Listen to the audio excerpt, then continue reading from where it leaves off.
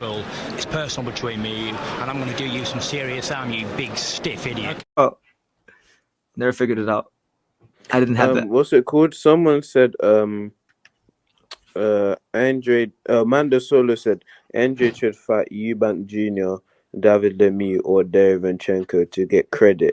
Those are all good fights. But what I want to say is this: those are all good fights, and I think they'd all help his resume and whatnot. But if you're not giving him credit already, then fuck your credit. Like honestly, if you don't give a guy who's 31-0, 2-division world champion credit, you could listen. Most of y'all listen. Okay, you know what?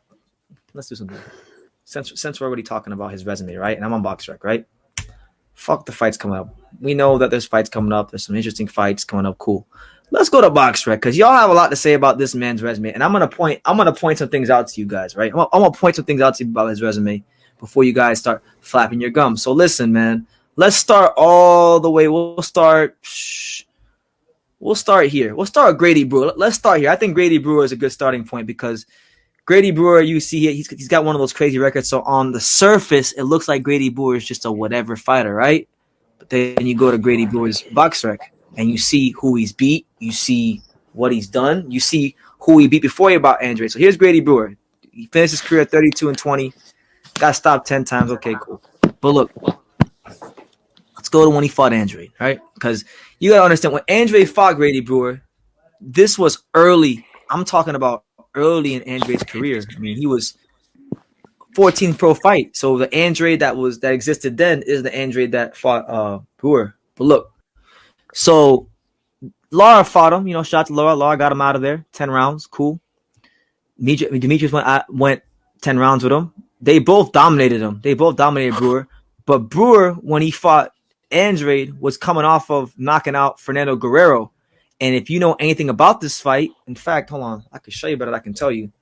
If you know anything about what? El Maschingo said he beat an ops driver. I mean, hey, he beat a UPS driver, but hey, if you're saying that, you don't know shit about boxing, so your opinion is not valid. Look, Grady Brewer had shown in his career many times. Look, he beat Steve Forbes, so I believe he was either a world champion or he challenged for the title. He beat Cornelius K9 Bundridge, Hyro, your guy. He beat him. Oh, yeah, my K9. Yeah, I mean, he beat a couple guys. I mean, then pretty much he became an opponent and just kept losing. But at the point Andrade fought him, he was at a good point in his career. Tony Harrison. He did lose Tony Harrison. But look, I want to show y'all something, right? Because people are going to say, who the fuck is Grady Brewer? Why is BT talking about this win so much? I'm going to show y'all something. This is world-class. This is what world-class research will do for you. If you just take some time to look at what exactly happened with these fighters and what people were saying at the time. So look, when he fought Grady Brewer, this was looked at as a big step up in class. All right, August 10th, 2011. Boxing 24/7.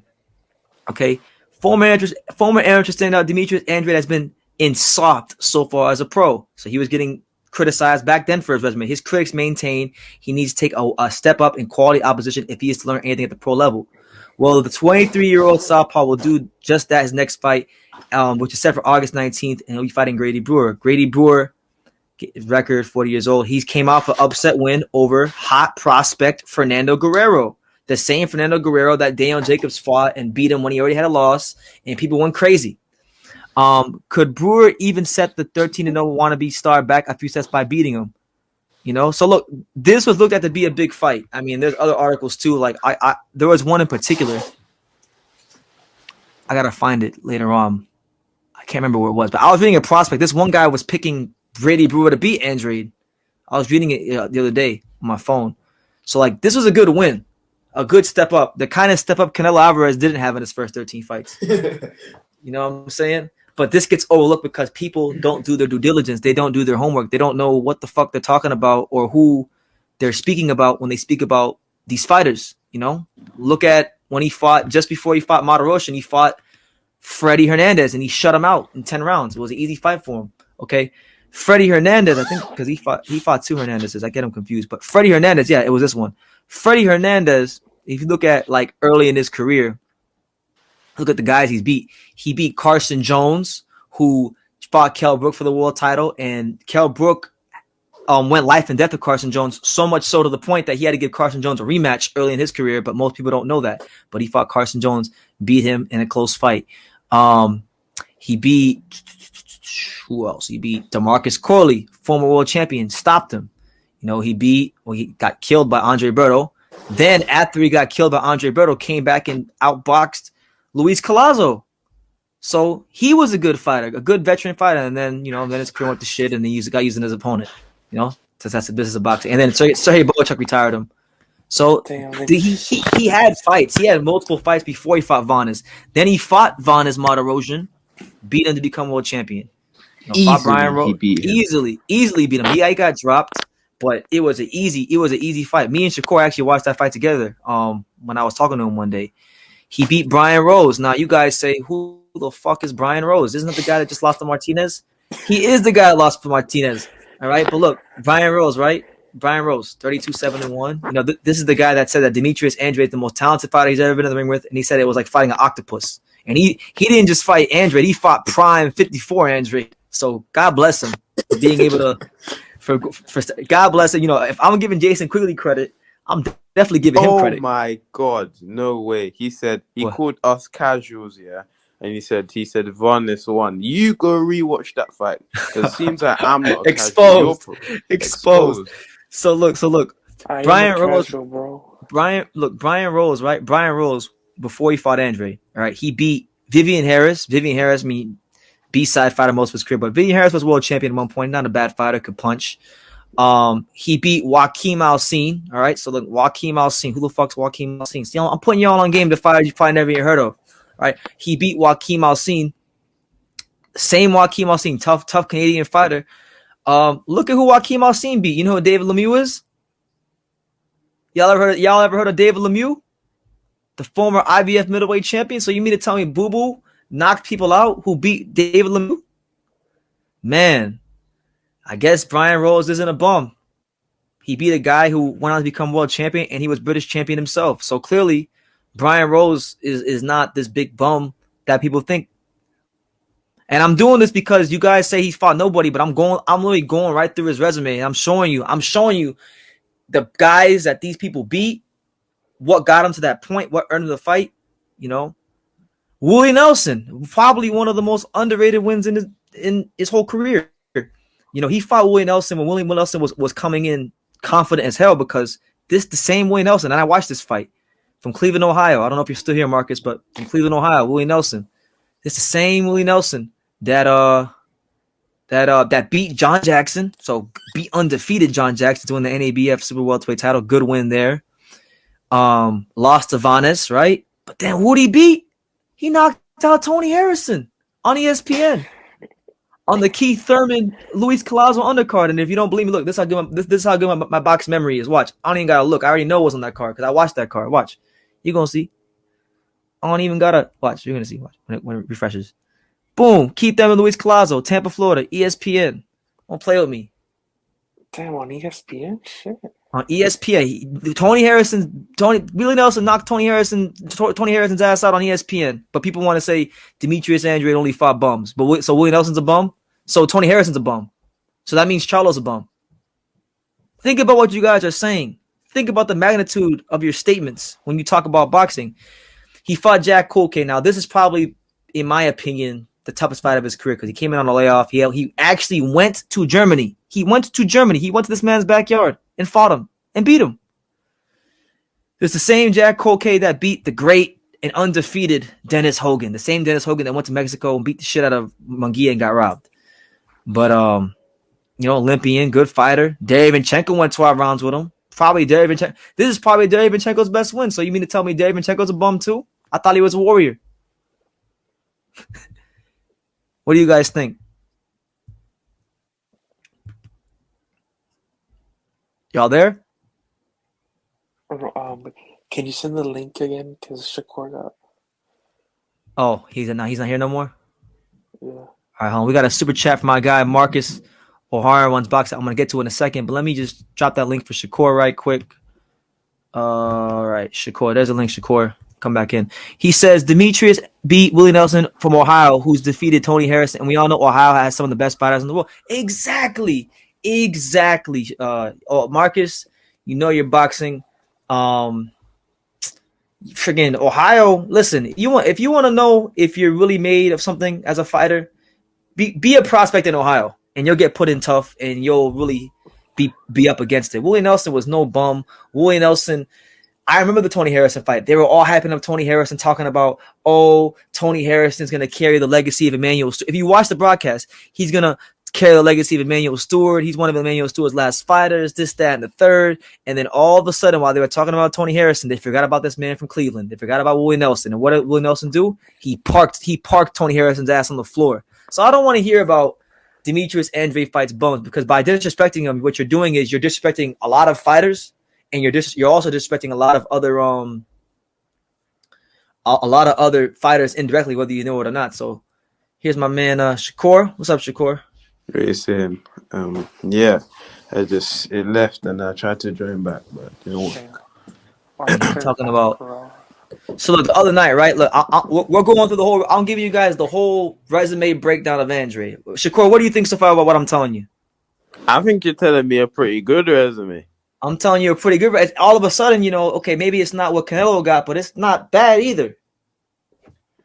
Yeah. Look, he fought Alontes Fox, right? A lot of people criticize him because he went the distance with Alontes Fox.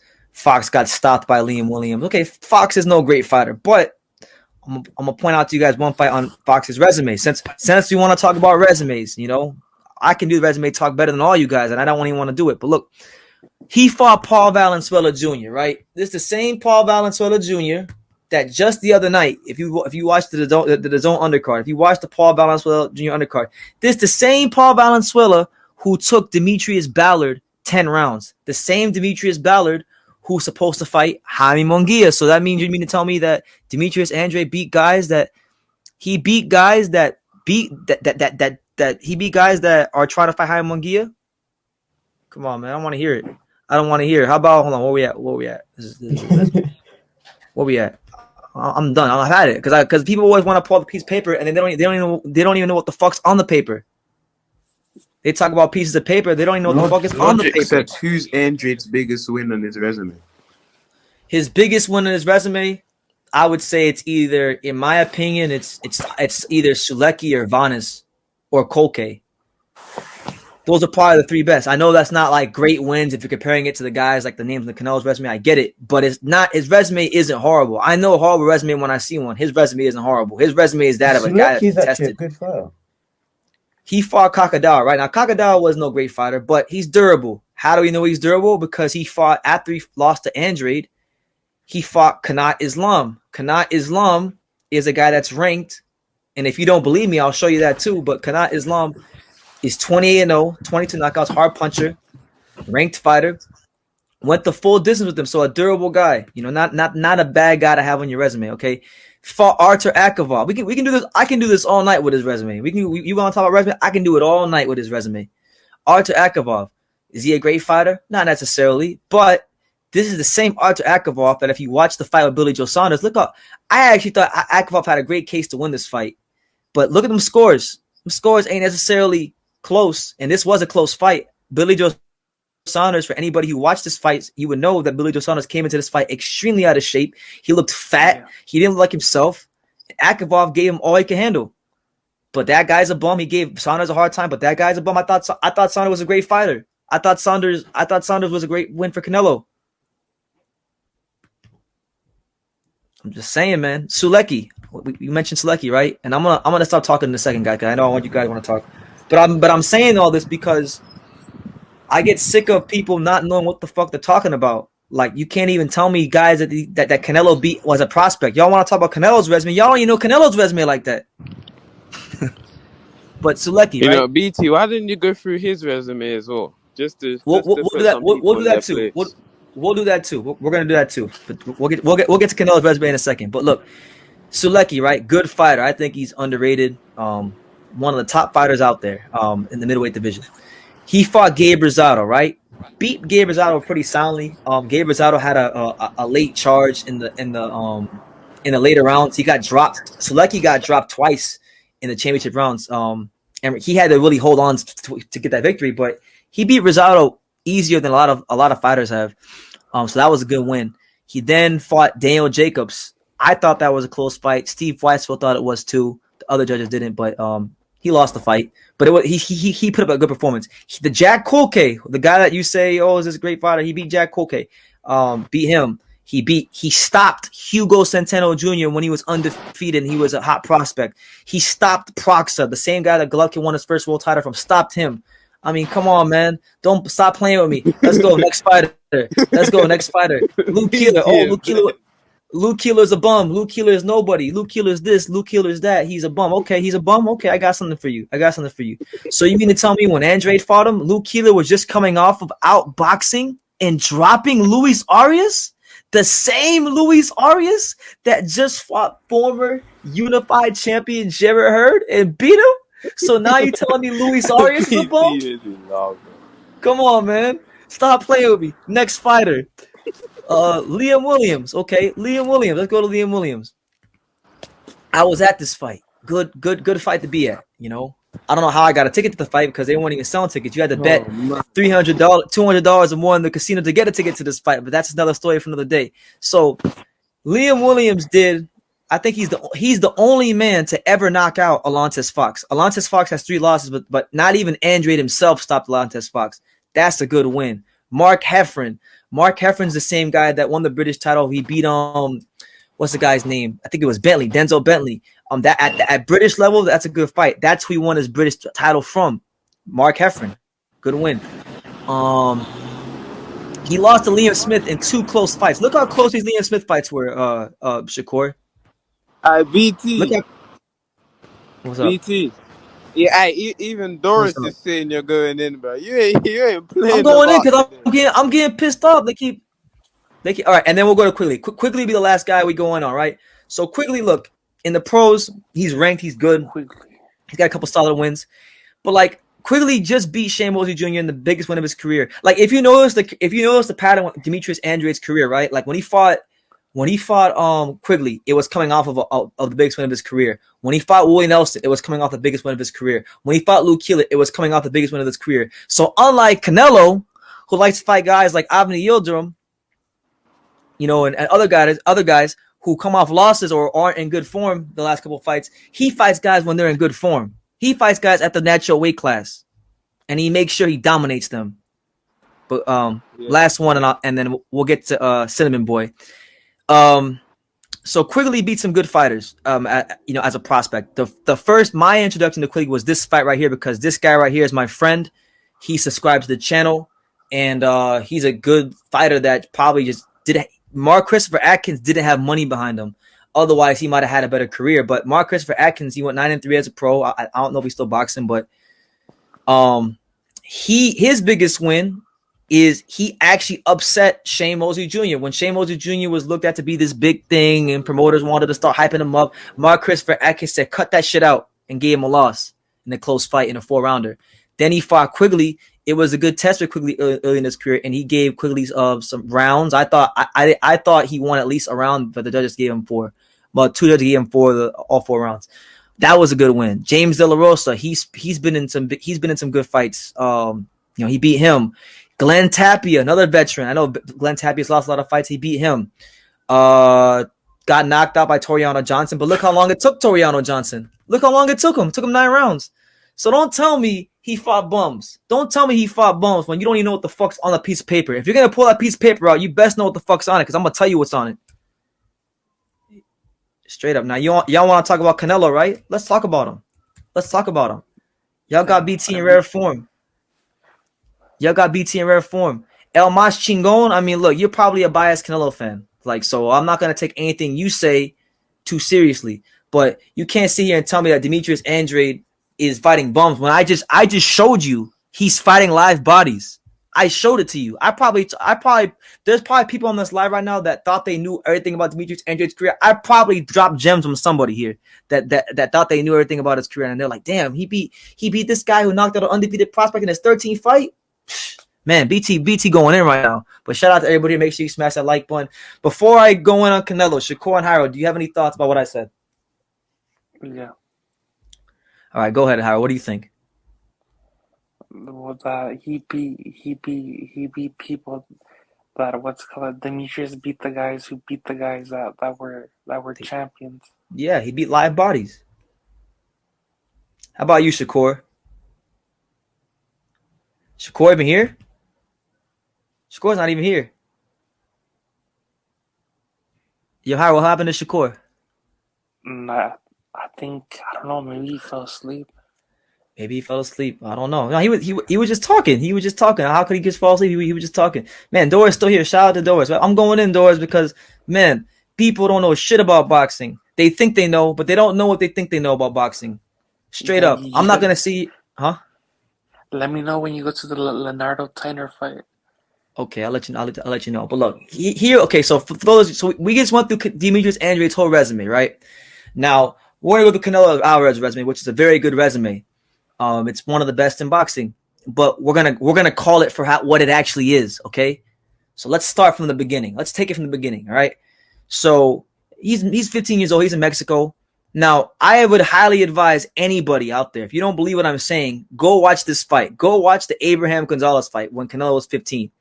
This motherfucker almost got stopped in the first round. He almost did the Makabu, okay? He almost got stopped in his pro debut, but I digress.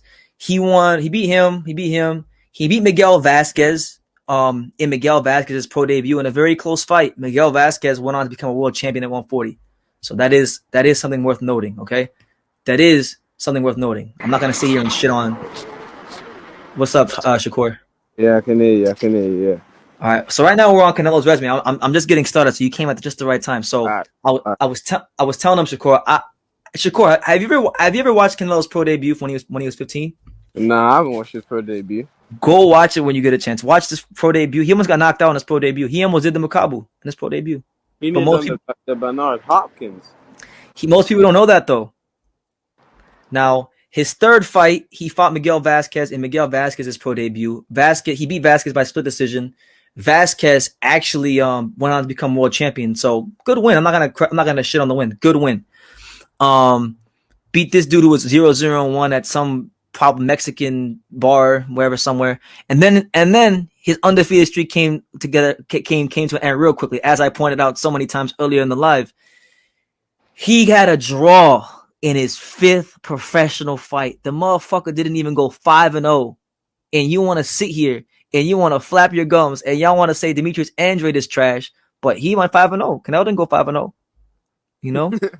And then he padded the fuck out of his record. He fought this dude, like these guys in Mexico. Maybe a couple of them were durable, maybe a couple of them were good, but nah, man.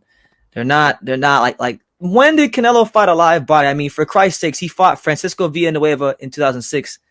Then he fought him again.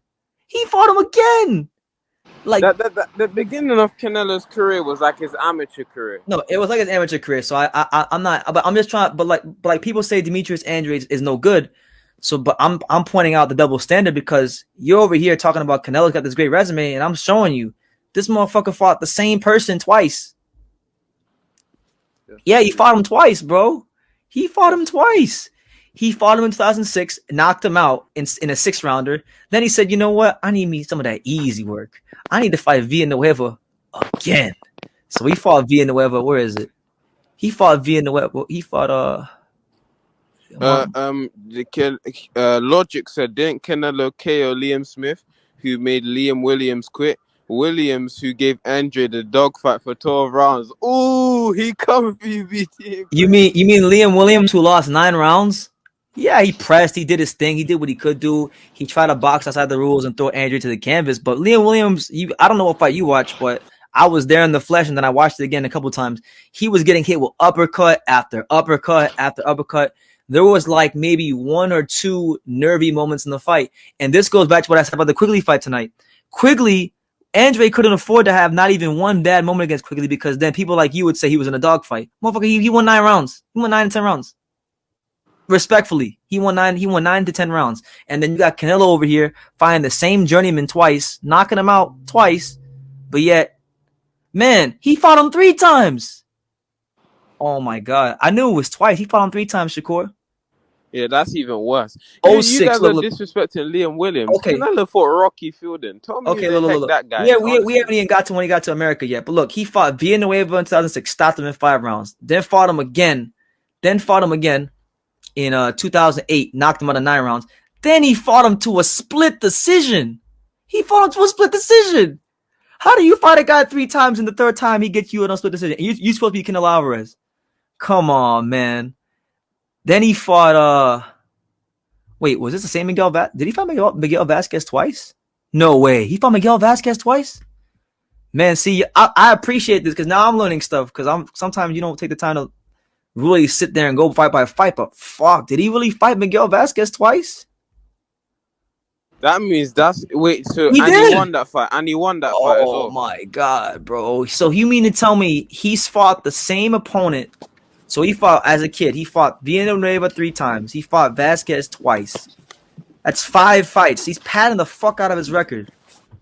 Then he fought, I mean, it just gets worse and worse. Okay, let's start here. Let's start with Larry Mosley because this is a fight that it was close. It could have been a draw. It was mad close. If you go watch the fight, I mean, go score it. It was mad close. Larry Mosley was a good veteran fighter. He actually had the style. This fight right here, if y'all want to know why Canelo ain't fighting Andrade and why he's been reluctant to fight fighters with certain styles, this fight was the precursor to all that because this was Canelo's introduction to the American style, the slick American long rangy punching style of Larry Mosley. And it was a fight where Canelo Alvarez had to learn, had to dig deep, had to, land some body shots. But, he grinded it out. He got the win, but it was close. It was a really close fight. Any comments, Shakur? No comment right now, but okay. That's all I'm saying is that's when you got introduced to the American style. So what's up, Harold? I'm learning things as you're speaking. You want to talk about American style? Go to his 30th fight. Go to his 30th fight? Yeah. Who was Canelo's 30th fight? Let me see. Leonardo Tyner? Yeah. All right, we're getting there, Harold. Let me go in order. Champ. So then the fight after he beat Larry Mosley, which again, that was the first American fighter he ever fought. And if you go look at how Larry Mosley fights, it's kind of similar to how some other guys in America fight. And those are the guys that he tends to have a harder time making fights with for whatever reason. But I digress. His next fight, which was his second fight in America, he actually fought in South Florida at a venue that I'm very familiar with, that I've covered a fight at, which is the Miccosukee Resort and Gaming, which is a dump. It's the ugliest venue in South Florida, but he fought there. So respect to him, because if you fight there, it means you came up the hard way. He fought Raul Pinzon, and Pinzon was a fighter where if you go look at Pinzon's box rec, I actually did a video about this fight on my channel. Pinzon was a fighter. He was coming to you live and direct from Colombia. Didn't really have a whole lot of boxing experience.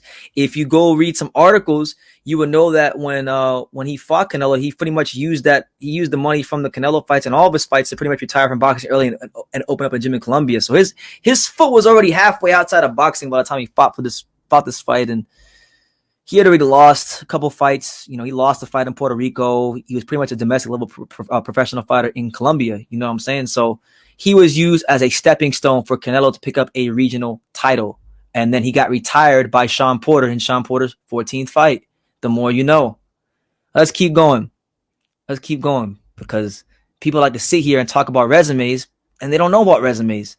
Then he went back to Mexico. I remember I watched this fight. He beat this guy for the NABF title. Listen, he actually started doing this early in his career. He started just picking up random titles quickly. WBA Fed Central, NABF, Latino. Like, you kind of see the pattern already early in his career. Hey, BG, you made me laugh, bro, my life. What? What'd I say?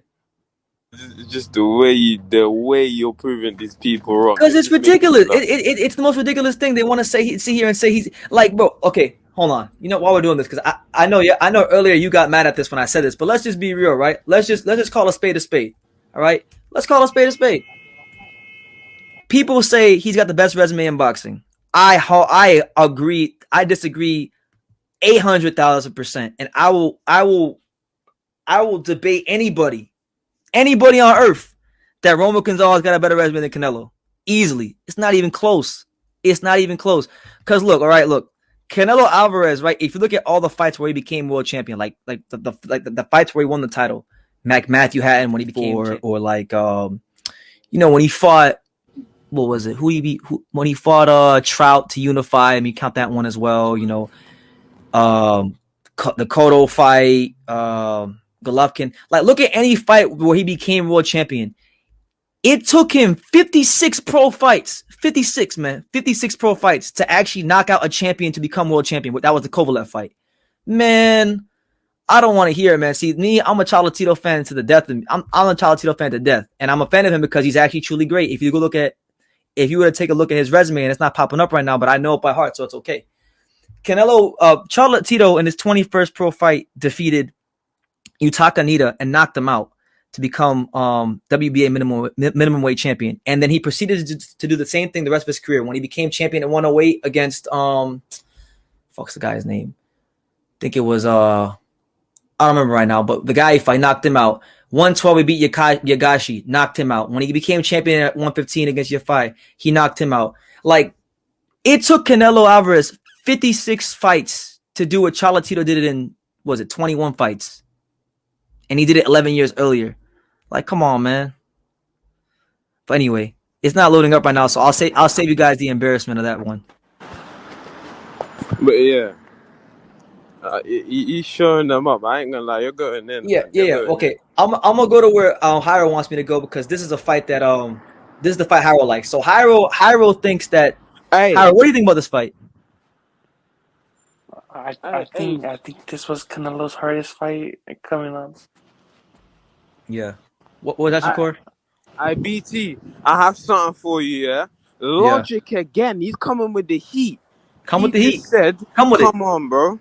Canelo resume better than Andre Charlo. It's trash. His resume's trash. Combined. He said combined. He didn't say better than them single. He said combined. So okay, where on earth does his resume actually get great? Because I'm still waiting for it. Maybe okay, this is probably where it starts to actually get kind of good.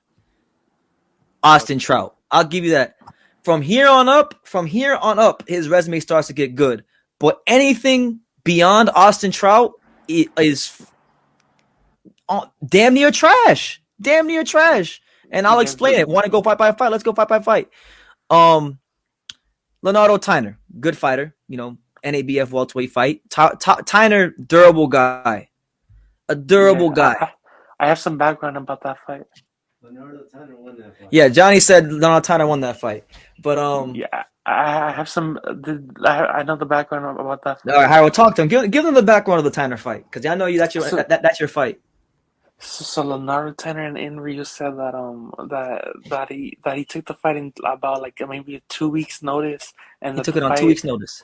And the fight was gonna be in LA, and then once they found out who he was, because he was Floyd's sparring partner, they moved it to Mexico. Yeah, and that makes sense. And BT. Yeah. And I got another thing to expose logic again. Go ahead. Why did Andre pull out of the Jamel Charlo fight with 2 weeks left for the bout, and why not renegotiate it for the later date? He pulled out because the money wasn't right. Anyone knows that. The money wasn't right. And plus, with Charlo, right? With the Charlo fight, like, if you go and you actually go look at what his father was saying, Paul, they just made the fight without even telling him. And then they didn't even tell him what they were making. But I'll tell you this, he still wanted to fight Charlo, and he still went to the press conferences. But then Charlo used him pulling out the fight against him for the rest of his career. But when Tony Harrison, if you remember, Tony Harrison fought Charlo in the rematch in December of 2019. He was supposed to fight Charlo originally in June of 2019, but Harrison pulled out, which is why Charlo fought Jorge Cota. But Charlo still gave Tony Harrison the rematch. So why did Charlo give Tony Harrison the rematch? And why wasn't him pulling out an issue, but Demetrius Andrade, why was that pulling out an issue? Riddle me that one. I'll tell you why. Because he knew that Demetrius Andrade was a way harder fight than Tony Harrison. He could have made that fight easily after that fact. If there was an issue with money, okay. If Andrade didn't like what he was getting paid and they pulled out, then that's on him. He was the world champion. He was in the position of power. You weren't. You were a fucking contender. You were a nobody. So guess what? If he was a nobody, Demetrius Andrade is fighting you because he fights nobodies. How about that? Who fuck is Charlo? The guy that was getting outboxed by John Jackson until he got the knockout. Come on, man. But yeah, Hyro, continue with the Tyner fight. Yeah, in that fight, that's when Canelo really was having trouble, with ring generalship. Leonardo Yeah. Tyner, man, he was hitting him with some good shots. He was very slick. He was controlling. He was showing good ring generalship, and then until dawn, I think that's where Canelo started wondering, like, oh, I can't fuck with these black guys. Yeah, man. Tyner was a good fighter, but I mean, people say Adrian Granados is a friend of the channel. I love Adrian Granados. They say, oh, he's not that good. He had a draw with Tyner, right? And he took the Tyner fight on short notice, right? Because as you can see, Yeah. Tyner was scheduled to fight David Estrada, right? And he took it on short notice. People say Adrian Granados is a C-class fighter, and Canelo beat Tyner, or he beat Tyner, right? He beat Tyner, but Tyner's over here fighting the Granadoses of the world and Vivian Harrises of the world. So I mean, we can't even be giving Canelo credit for that. People want to gas that win up like it's he beat Tyner. Okay, he fought Jose Miguel Cotto. Good little win. As Caleb Plant once told us, Cotto made Canelo do the chicken dance. But do the Canelo fans like to bring that up? No, they only like to bring up when Demetrius Andrade has 10 bad seconds against Liam Williams. But they don't like to bring up that. How about Baldomir? How about when he cherry-picked the living shit out of Carlos Baldomir, the corpse of Carlos Baldomir? Shot to bits at the end of his career, Carlos Baldomir. The same Carlos Baldomir. I mean, this guy was not that far removed from losing to Vernon Forrest. He had already got beat by Floyd. He just fought Floyd's leftovers. You see it? I mean, come on, man. He fought him. Huh? Then he fought the corpse of Shane Mosley. Then he fought the corpse of Shane Mosley. Everybody, he fought Mosley. No, he didn't fight Shane Mosley. Love more Endu. This to me, the bullshit in his career really started right here. This is the number. I can literally do a whole 30-minute video just on this fight alone, the Matthew Hatton fight. And you know what? While we're here, I'm probably gonna wind up screen recording all this and putting it all into a video because this is a video in itself. What I'm telling you guys. Canelo Matthew Hatton, right? So when he fought Matthew Hatton, right? This just gets so overlooked. Like, I don't understand why nobody points this out ever. But we're gonna point it out because you're in the home of boxing. You're on True School Sports. We know Chris Mannix ain't gonna give you the fucking truth. We know all these other channels ain't gonna give you the truth. So let me be the guy to do it for you. So this is Matthew Hatton. A good, Ricky Hatton's brother. Good domestic level British fighter. Career welterweight. I mean, look, you guys see the weights. Like, Shakur, apart from, like, most of these fights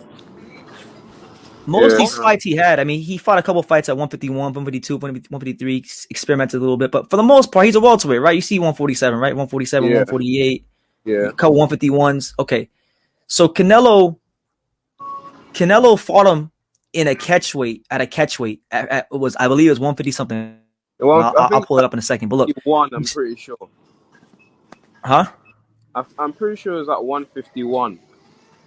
Well, no, he weighed in at 151. I think it was at 150. But look, you see his last three fights: 147, 147, 147. So he's a career welterweight. And then, like, the two fights after Canelo, he fought Kell Brooks. So he's a welterweight, right?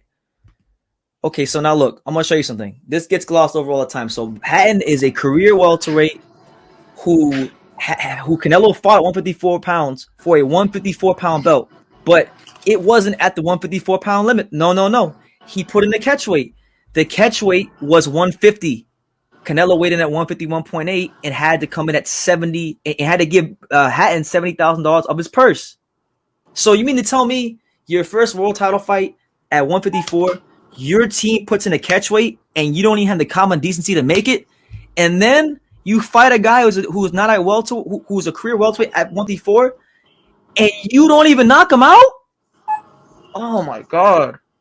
Hold on, there's more with that fight. There's actually more with that fight I want to touch on. There's actually more, because there's so much bullshit that happened with that fight. Like, it's not even funny. Where is it? There was an article I was reading earlier. Where is it? There was an article I was reading earlier, like 2 days ago, about how Ricky Hatton wanted his brother to pull out the fight. But now I can't freaking find it for some reason. Fuck it. But yeah, Ricky Hatton didn't even want the fight to go on. They said if Canelo rehydrated over a certain weight, that they would pretty much just pull him out the fight. Matthew Hatton. I'll find it later and do a video on it. But you get my point. There was a bunch of bullshit. There was a bunch of bullshit that happened with that fight. So yeah, that was his first world title fight. So when everybody tells me, "Oh, BT, you can't get mad at Canelo because he earned his shot," and my thing is, when he was getting special treatment from his very first world title fight. What do you guys think, man? Am I tripping or do I got a point? And let me know, you guys in the comments. Let me know as well. Am I tripping? No, you really have got a point. I ain't being biased. I'm just hearing what I'm just hearing. What anybody in the comments telling the truth.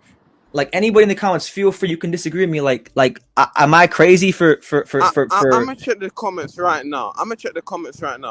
He said Canelo fought two best 154 pounders at the time in Trout and Lara, and then the top two 160 pounders at the time in Triple G and Jacobs, and then the three undefeated prime 168 fighters to become undisputed. He actually has got a point. He does got a point, but that would actually make my argument better, because if you listen to what I said about 10 minutes ago or 15 minutes ago, I said that anything before Trout is pretty it's pretty smoke and mirrors in his tracks. And then with Trout, things start to get better. Then he beats Trout.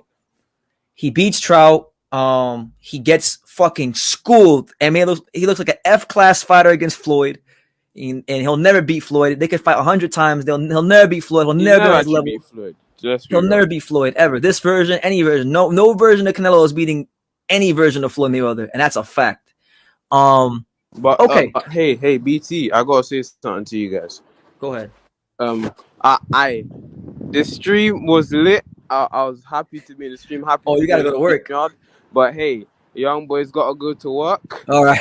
It's gotta go to work. It's grinding season. You know what I'm saying? I gotta help out the channel. I'll send a donation at some point. But if you guys, BT and Harrow, I'll talk to you guys later on in the day. Right. Hopefully before the Crawford and Shawn Porter fight starts. Absolutely. And thank you for everyone in the stream. Like Doris, Caesar, Logic, and I'll see you all later. All right, Shakur. Have a good day at work, man. Take care. I'll see you all later. See you later. That's my guy Shakur, man. But yeah, we here, man.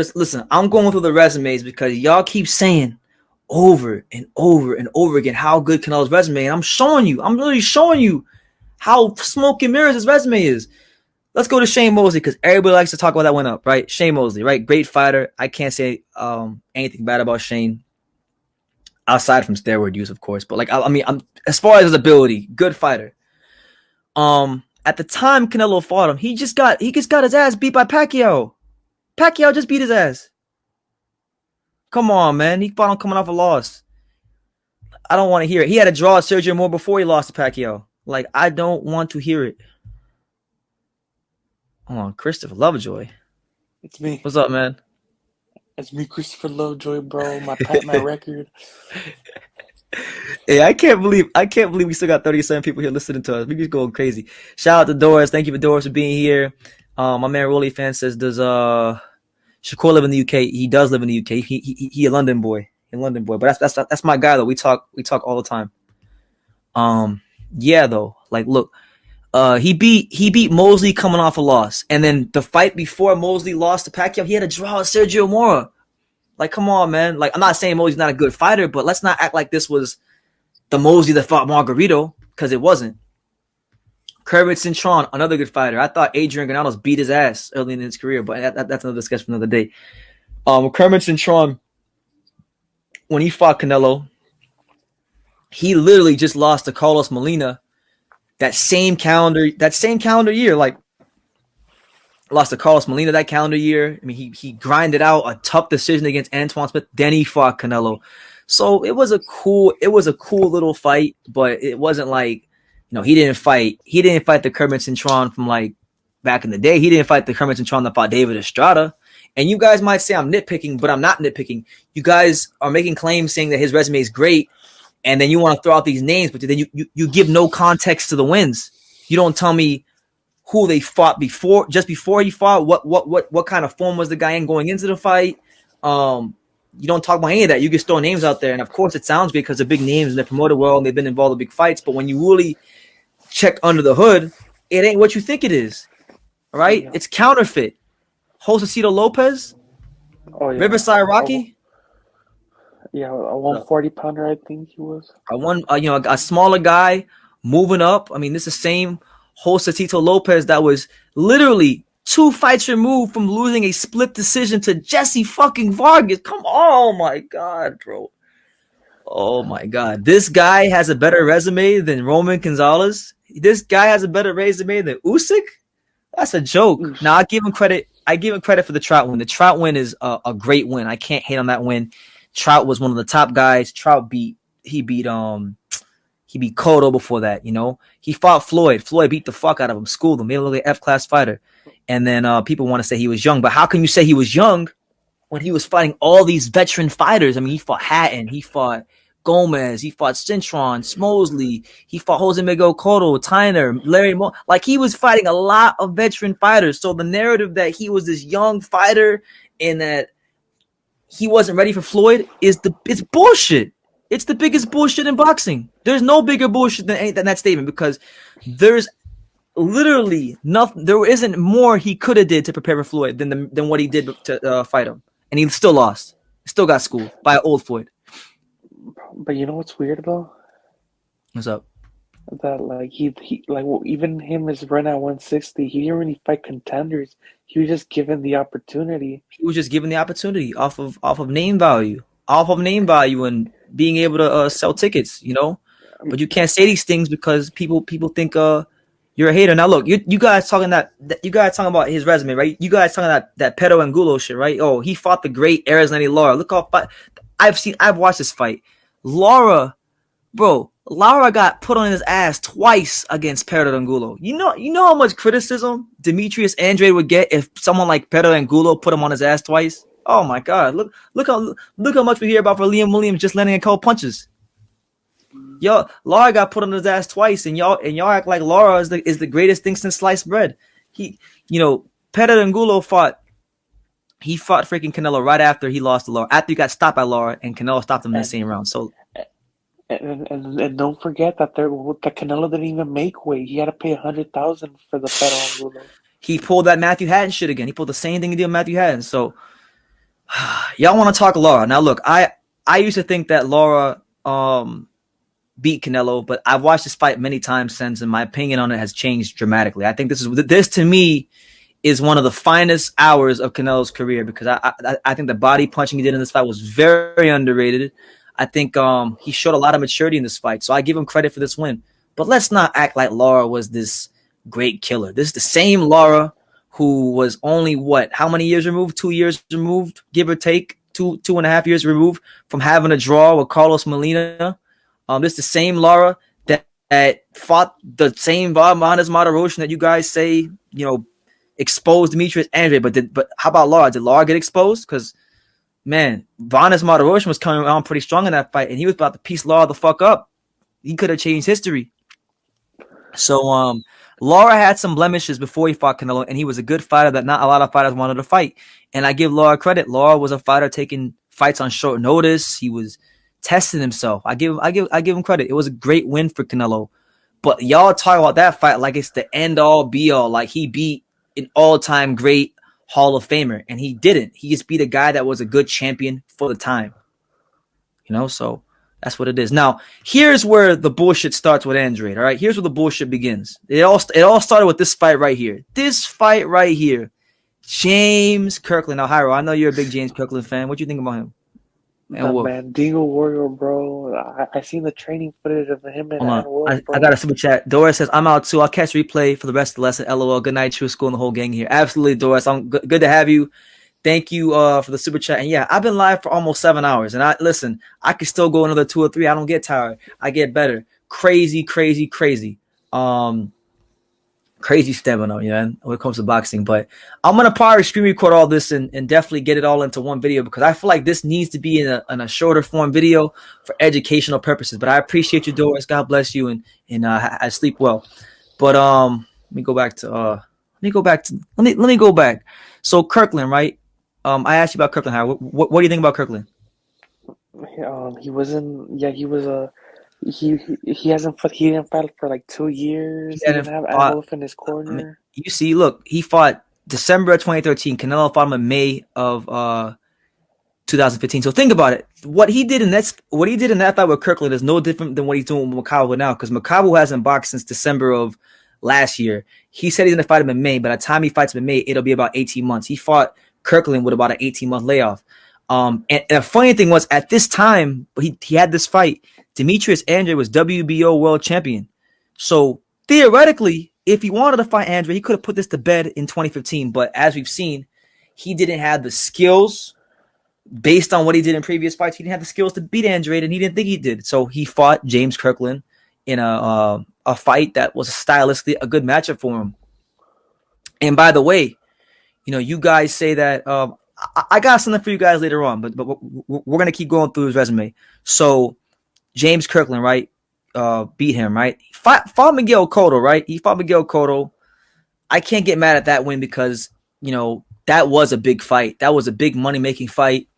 Cotto was coming off some good wins. Cotto, before he fought Canelo, was only 2 fights removed from fighting Sergio Martinez. He knocked out Delvin Rodriguez.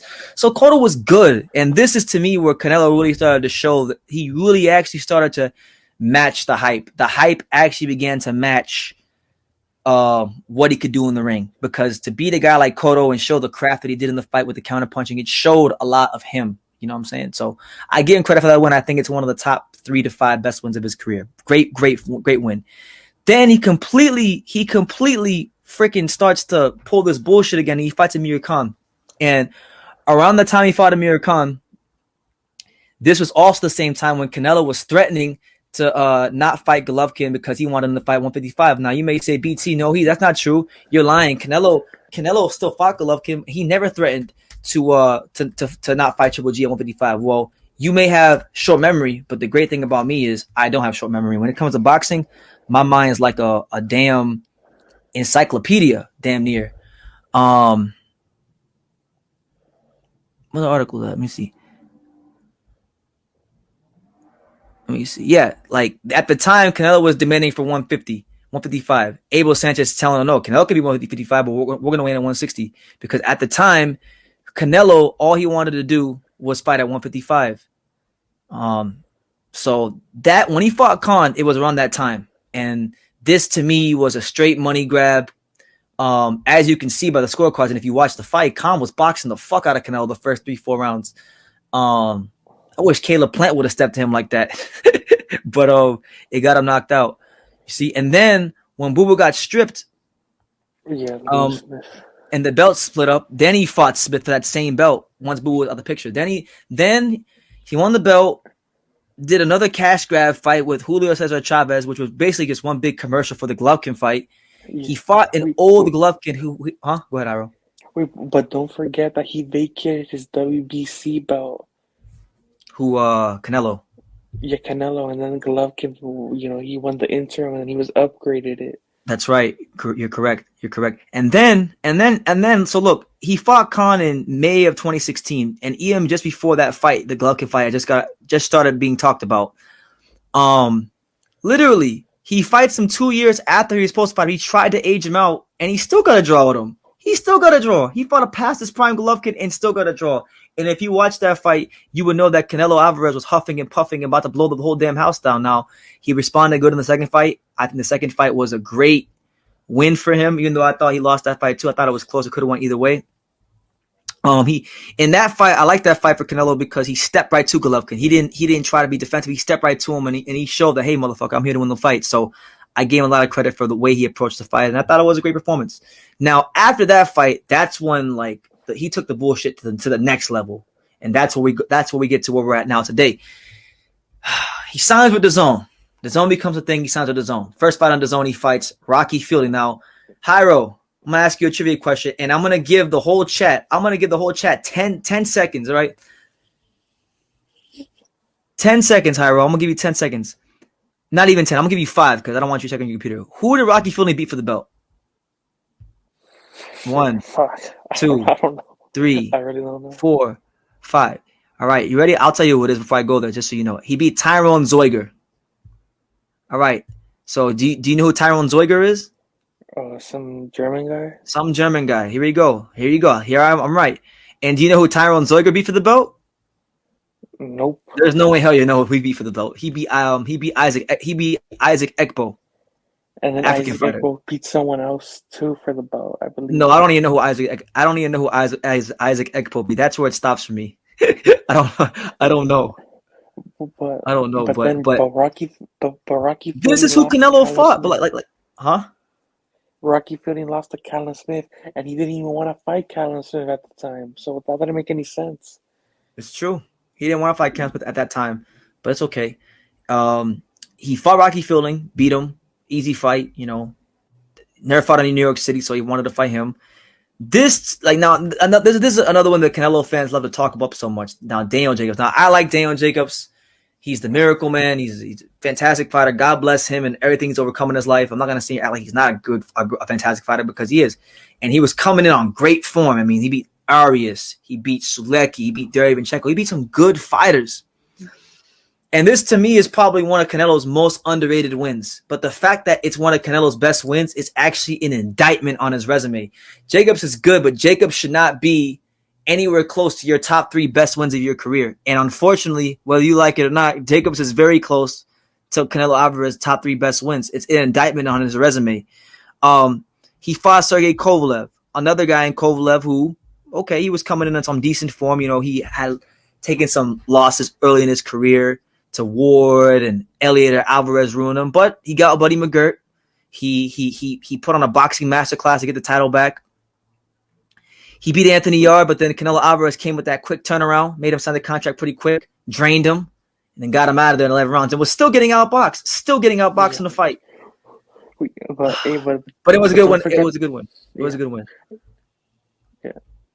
But I was gonna say that the Daniel Jacobs is like that's the chapter of 160. That's where he was like where Boo Boo was the only he was the last champion. This is like at this point, this is where after this win, this is when he should have been saying, okay, I'm champion.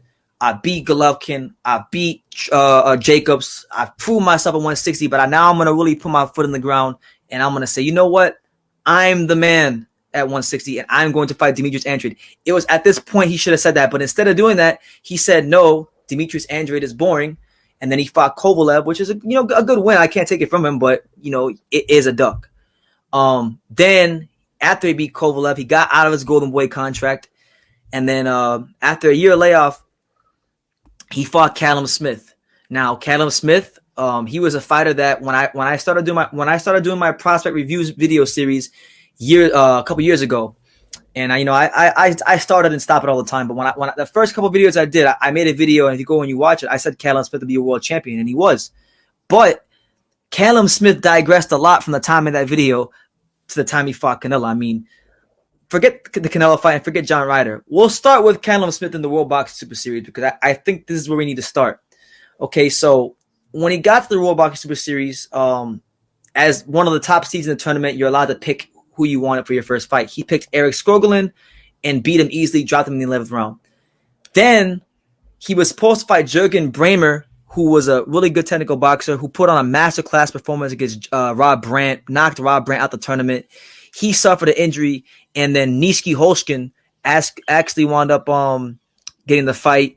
Calum won, but he had some rounds in the fight where he didn't look that good. He kind of had like a Demetrius Andrade, Liam Williams performance where he won most of the rounds, but he didn't look good in parts of the fight, so you could criticize him.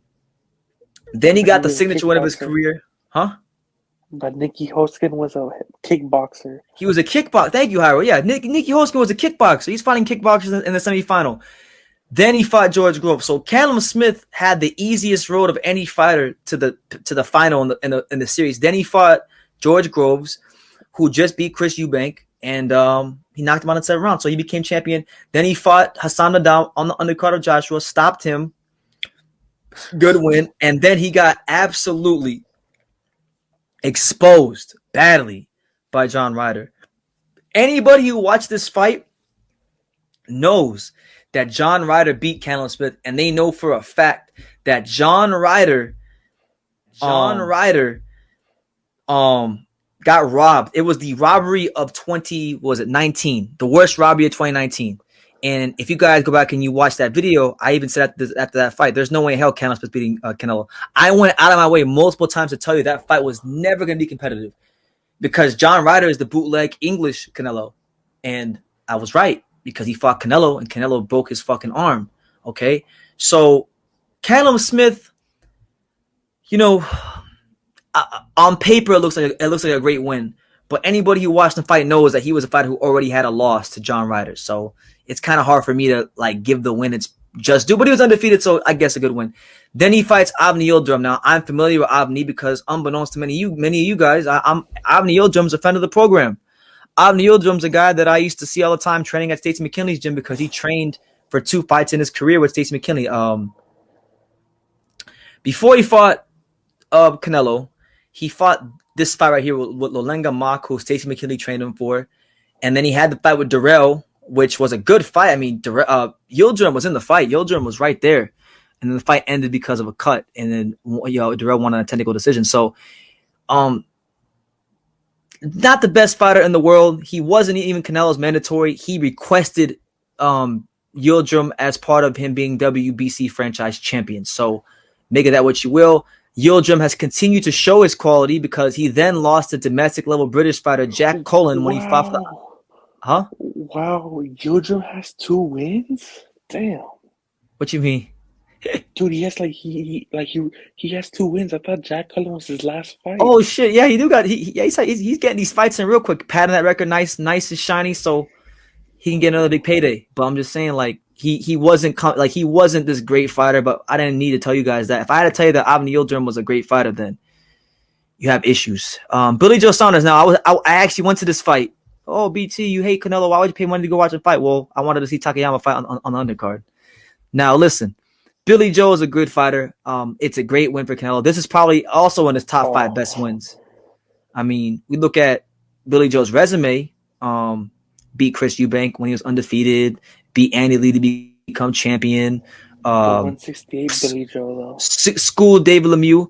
But yeah, but as Hyro so kindly pointed out, 168 Billy Joe and 160 Billy Joe are a bit different. Now he did win the title. I can't take that from him. But this is who he beat for the title. He beat Shafat Isufi.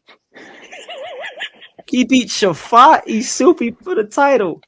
I mean, come on, man.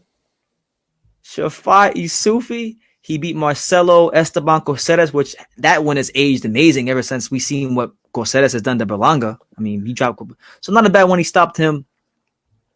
Beat Martin Murray in a not so thrilling fight. Martin Murray passed his best, but former world title challenger, solid guy. Then he fought Canelo. And, you know, all I'm saying is this. Billy Joe's a fantastic win for Canelo. It's a good win. But it wasn't the Billy Joe that got the reputation for being the great boxer he is. The Billy Joe that we all know was the Billy Joe at middleweight.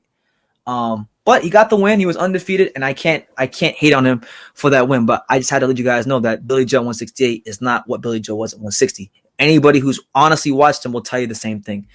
All right, and that leads us to now one Caleb Plant. Now, this is a fight where I picked against Canelo, and I'll raise my hand and say I was wrong, but Plant gave him some fits in the fight. I went back and I've watched it a couple of times. I had Plant up both times when I rewatched it. Caleb Plant beat a couple. I mean, he beat Truax, who was a former world champion. He beat Uzcategui, who was a world champion. He had some solid wins. Nothing that was out of this world good, but his talent and his ability made for a good stylistic matchup for Canelo. And Canelo had to show an extra bit of quality to beat him. So that's his resume. That's the Canelo resume. And I'm not saying he's not. It's not good. I'm not saying he can't fight, but to sit here and to hear boxing fans put down other people's resumes like Chocolatito and just all the other fighters